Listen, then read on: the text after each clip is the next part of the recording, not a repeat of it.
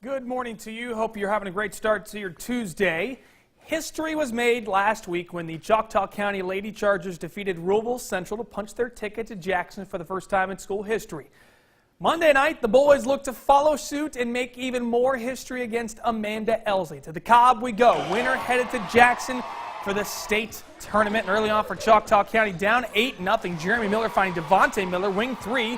Got it, cuts into that lead. And later on, Akeem Kirkwood. He's going to find Stephen Triplett, the other wing. That's good. So quick 6-0 run to fire back for Choctaw County. More for the Chargers. Kirkwood driving inside, finishing through a little contact. Gets the basket plus the foul. Second quarter, Chargers trailing.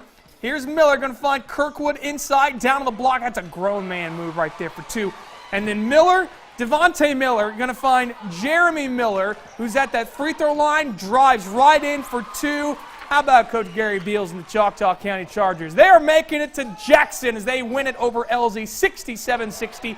They'll go play the state tournament coming up later this week. Up to Ecru, North Pontotoc, honoring members of the 1979 Vikings basketball team at halftime. That's the last North Pontotoc team to make it to Jackson.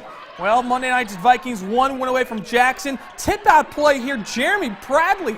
Three-pointer plus one. He hits the 4-point play. A little defense to offense for you. Here's Clark Mills, your quarterback. He's a quarterback on the hardwood, too. Gets the steal on the hoop. And later, Cannon Lockridge to the rim. That one bounces out, but Jaquez Berry there for the cleanup, hoop, and harm. Vikings hung tough throughout. Here's Lockridge. Going to get along the baseline here, put it on spin move. A little floater in the lane for two. But North Panola, they would get the win over North Pontotoc 66-58. A tremendous season, a great run from the Vikings comes to an end. All right, to men's college hoops now. Every game since that loss to Vanderbilt for Mississippi State has been big in their hopes of getting into the NCAA tournament. But Tuesday night against Tennessee tonight, it's the largest opportunity to bolster a resume that needs another quality win. The Bulldogs hope they can get the win and open the eyes of the selection committee in the process. I hope that one of the factors that they used to always talk about is how you're playing lately, and you look at your last third and the eye test, actually watching games. People on the committee are watching games every night. I mean, that's their job.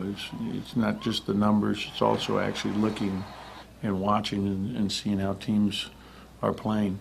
I feel like we deserve to be in this opportunity because of how hard we worked and just the progression that we've shown over the last 2 to 3 years. So it's a great feeling to be right here.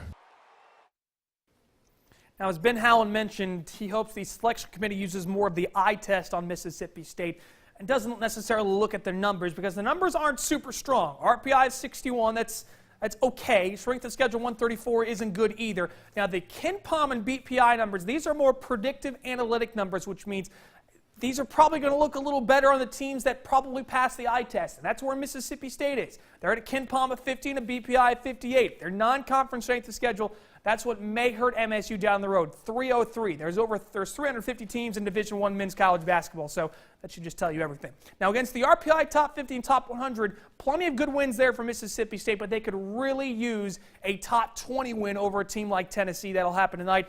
And also Ben Howland, referenced playing well towards the end of the season. MSU's doing that. They are 8. They've won 8 of their last 12, and they hope to keep those wins going coming up tonight. It is against Tennessee. 6 p.m. tip-off time. You can watch the game on the SEC Network. On Wednesday, Ole Miss looking to try to close out the season on a high note. They go to Kentucky. The Wildcats have been on quite a tear as of late. They're now back in the top 25. And then Saturday, MSU down to Baton Rouge. If they beat Tennessee, you got to make sure you beat LSU. Or if you lose to Tennessee, then you definitely have to beat LSU to hope for any chances of getting in the tournament. And Ole Miss will close out the regular season at the Pavilion on Saturday against Vanderbilt. SEC women's basketball tournament starts on Wednesday. Ole Miss will play Florida in the later game. It'll all be on the SEC Network. So will on Friday when Mississippi State tips off their run in the SEC tournament as the #1 seed for the first time in program history. They will face the winner of Kentucky and Alabama. You see LSU, South Carolina, Georgia, the other top 4 seeds that got a double bye. Over to the Lone Star State, Mississippi State playing the Texas Rio Grande Valley Vaqueros on Monday evening, and you can see it was through a driving fog storm. J.P. France on the mound for MSU, the Tulane transfer, pitched well. 3 innings of work, gave up just 2 hits and struck out 2. Top 4, 1-0 MSU. Rowdy Jordan lifts one into left, and you can't even see where it goes, but it's going to get down. Shortstop went all the way into left field. That would score Tanner Poole. Bulldogs take a 2-0 lead. Next up for Mississippi State, Jake Manga. Going to put one into left, and again, you can barely see it. That would bring home Rowdy Jordan, who's going to beat the throw home. MSU had the lead in the bottom of the 4th, but the game was called due to fog, and the outcome will not count towards MSU's final record since it did not go 5 innings. So again, that final score was 4-0, but the game will not count because the game, unfortunately, did not go 5 innings for Mississippi State. But hey, you're playing well on the road. Hopefully that gets some good vibes going forward for MSU. All right, the Bulldogs are in 21st in the D1 Baseball Top 25. Ole Miss is in 9th.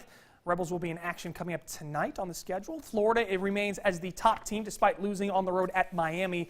They did win 2 or 3 against the Hurricanes, though, to close out that series. South Alabama's all the way up to 15, by the way, now. Southern Miss is at 16. And lastly, at Nettleton on Monday morning, Nettleton native and former Georgia standout, 13-year NFL vet Jason Ferguson was recognized with a commemorative sign in his hometown. Ferguson played football at Nettleton and graduated in '93, went on to play at ICC before his time at Georgia. He was selected in the 7th round of the '97 NFL draft by the New York Jets, then eventually played for the Dallas Cowboys before finishing up his career in 2010 with the Miami Dolphins. Ferguson also holds his annual football camp each summer in Nettleton. We always enjoy getting a chance to visit with him at that football camp every year, and we look forward to doing so coming up this summer. But Jason Ferguson's done so much for his hometown of Nettleton. Great to see his accomplishments displayed on that sign as you go in to Nettleton. That is all for sports for now here on Sunrise. We hope you have a great rest of your morning.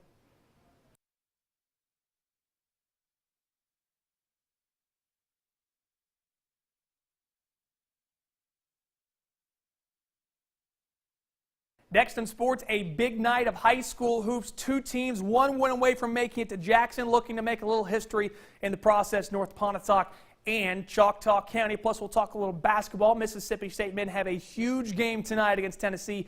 We'll visit with Ben Howland of the Bulldogs next in sports.